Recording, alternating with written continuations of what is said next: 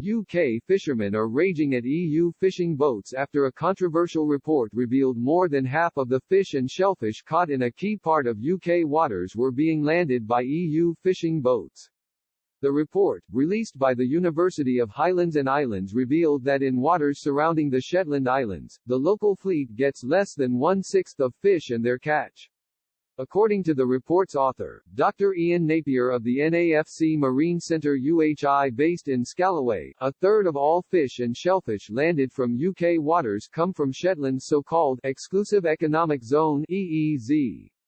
Figures from the report showed EU boats are said to have landed 56% by weight and 38% by value, whilst UK vessels from the Shetlands got just 14% and 21% retrospectively. Fishing in the Shetland Islands, the most northerly part of the UK, is a significant part of the economy, with 450,000 tonnes of fish and shellfish worth £370 million being landed from the EEZ by UK and EU boats annually from 2016 to 2018.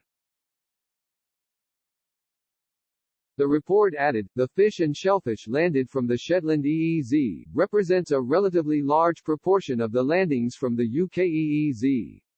While the Shetland EEZ accounts for 17% of the area of the UK EEZ, it accounts for 1/3 of all the landings.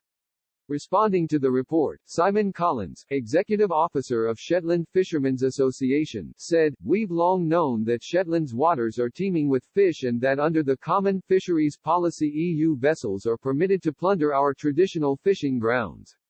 What this report does is illustrate in detail just how bad the situation has become, and how severe the imbalance is.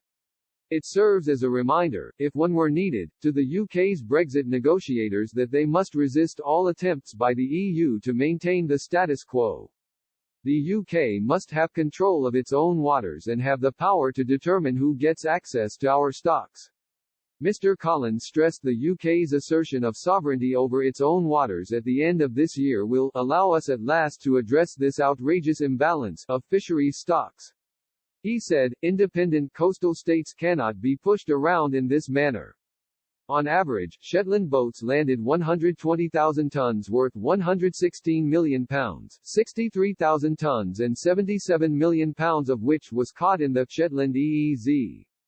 The fishing area around Shetland, bounded by Faroese and Norwegian waters and other UK waters, consists of 127,000 square kilometres.